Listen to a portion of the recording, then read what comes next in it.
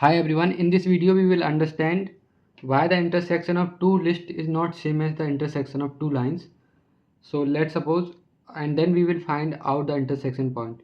Let's suppose if somebody told you that draw a diagram where two lines are intersecting, then you might draw like this and you will say this is the intersection point. But this is not the case with the linked list. I will explain you the reason behind that. First of all, let's say this is the list 1. I will say list for the linked list, and this is list 1, and then list 2, 5, 4, 5 and 9, right? Now looking at this example, you will say this can be the case. I mean, why it is not right, why this is not right? So you know that every list consists of nodes, and nodes are nodes like the object of what? Object of a predefined class. And how the class look like? So the class look like list node. It has two things. The first thing is value. What is the value of the node? And what is the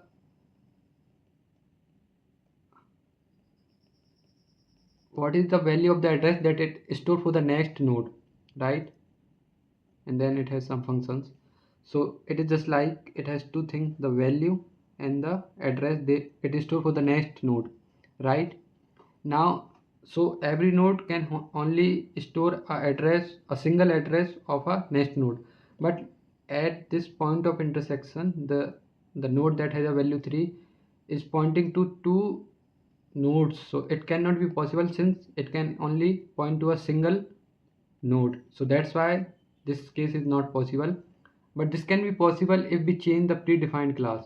I mean, if I add one more thing, so it can point to two things. So but in this case, this become a tree kind of thing. So we will not do this thing. Then what can be the usual case for this?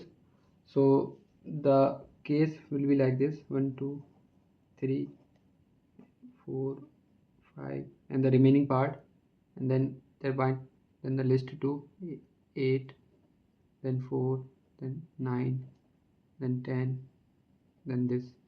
So the case is just like that. Whenever the linked list intersect, then after intersection they should merge to a single list, right?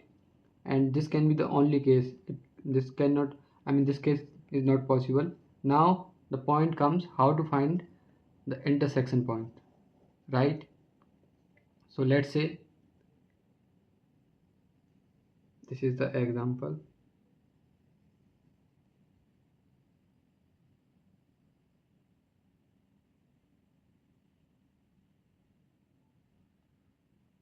So this is the point of intersection P. Now we need to find this point, right? Now let's say the distance of L1, and this is L2. Now the distance of smallest list, that is L1, from the point of intersection to this point is, let's say, X, and this is, let's say, Z, from this point to this point. Now eh, whichever is the longest list, what we need to do is we need to come to a point in this part where the distance of that point from the intersection should be same as the distance of that point from list 1, so that whenever we start traversing both the list simultaneously, then easily we got the intersection point. Then how can we find that point? So it is just nothing but the distance z. Let's say this is the point we got. So let's say the distance of this point is y. So this z become equal to y plus x, right? And let's say this, we consider this as k, and this whole length we consider len 1, and this whole length L2, len 2.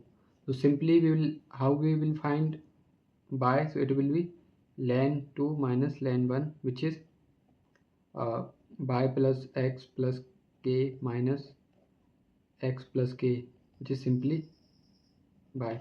So the first method that already most of the people know is just finding the length of the both of the list, and then taking the difference and traversing the biggest list till the difference point, and then traversing both of them simultaneously till both are becoming equal. But that will take two or three iteration to do this. But I will tell you one code that actually, I mean, the whole point of that code is to make the starting point of both the list to us to at the same distance from the intersection.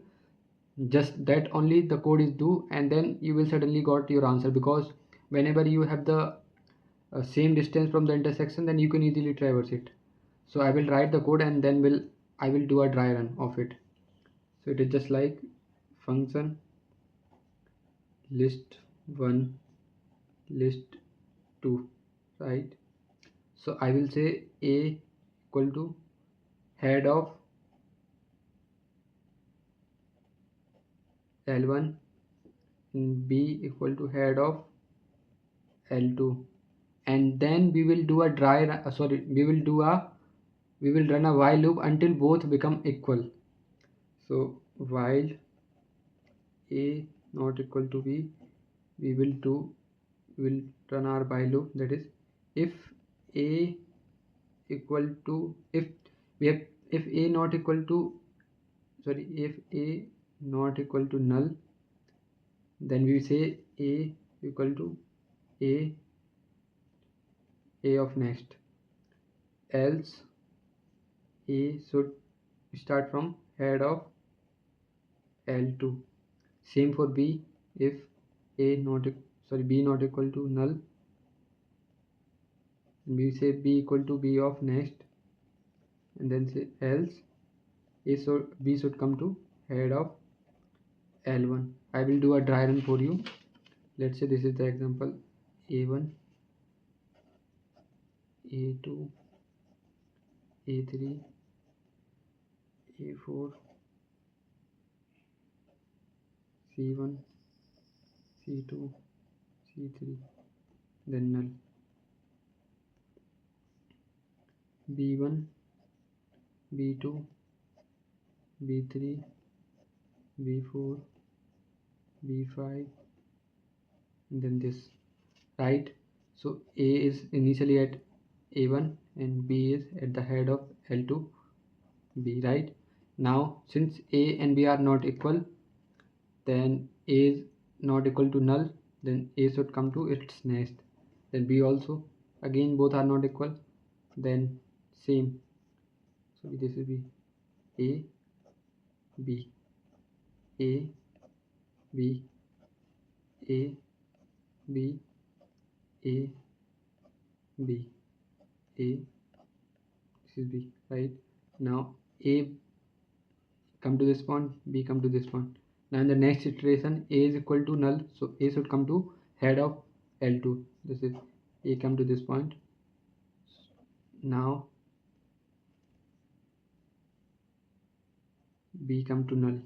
Now when we come to when we came into while loop again, so b came to this point, and then b is null, so b should come to head of L1, that is this. So this is what I told you, that like with this help of this code, we just came to the same distance from the intersection. So like our code is doing the same thing, we are coming at the same distance from the intersection, right? Now again the same thing will happen, so both will go simultaneously till now. Whenever they become equal, so we will return either of the a or b, right? Now I mean, you can do with the different cases like this. When there is no intersection, then both are equal but no intersection, both are not equal but still no intersection, then the case that I explain you. Then one more case, both are equal. So you can do a dry run with different cases, and you will find out that when there is no intersection, then both will go simultaneously when they have the same length, and in the end they become null, both become null, so our answer will be null. And in the same case, first what just happened, they come to a same distance, right? Then they go simultaneously. Still in that case, A or B both become null, and your answer will be null. In this case, like I explain you, in this case, I mean, they are already at the same distance from the intersection. So in the first iteration you will got your answer, both become equal at this point, and this is your point of intersection. So I hope you got the understanding, and if you do a dry run, then you will become better of it. So thank you, that's all for the code.